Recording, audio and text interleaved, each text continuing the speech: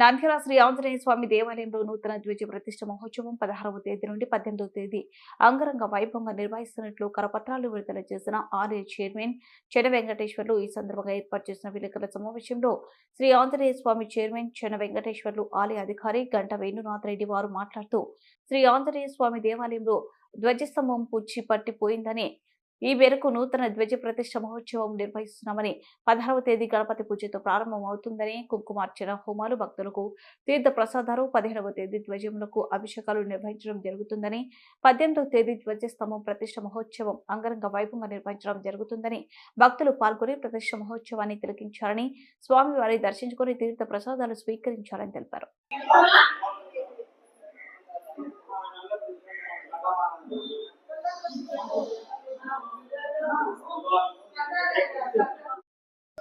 జై శ్రీరామ్. ఈ నంద్యాల పట్టణంలో వెలిసిన శ్రీ ఆంజనేయ కోదండరామ స్వామి దేవస్థానంలో చాలా కాలంగా చెక్క గజ స్తంభము శిథిలావస్థలో ఉన్నందున ఈ కార్యక్రమము మొదలు పెట్టాము. అలాగే గజస్తంభ ప్రతిష్ట 16, 17, 18 ఉన్నది కనుక మన నంద్యాల భక్తాదులందరూ ఈ కార్యక్రమానికి దయచేసి తీర్థ ప్రసాదాన్ని తీసుకొని మా ఆదిత్యం పొందవాలని కోరుతున్నాం. గణపతి పూజ, హోమము, మళ్ళీ 18వ తారీఖు గజస్తంభ ప్రతిష్ట జరుగును కనుక ప్రతి ఒక్క భక్తాదులు వచ్చి మన స్వామివారి కృపపాత్రలు కావాలని కోరుతున్నాం.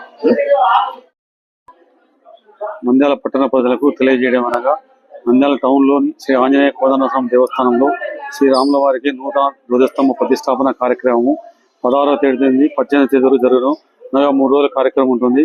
18వ తారీఖు ధ్వజ ప్రతిష్ట జరుగుతుంది. అనంతరం స్వామివారి తీర్థ ప్రసాదములు మరి అన్నదాన కార్యక్రమం ఉంటుంది.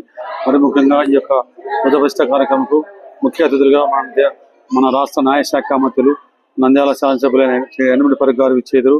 అలాగనే రాయలసీమ జోన్ ఉప కమిషనరు, నంద్యాల జిల్లా అసిస్టెంట్ కమిషనర్ ముఖ్య అతిథులుగా విచ్చేస్తున్నారు.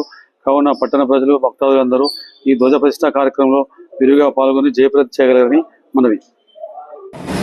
అందరూ నమస్కారం అండి, నేను మీ anchor Ravi. Please subscribe to Nandyal news 9. Please subscribe to Nandyal news 9. ఆ లేటెస్ట్ అప్డేట్స్ కోసం వెంటనే సబ్స్క్రైబ్ చేయండి.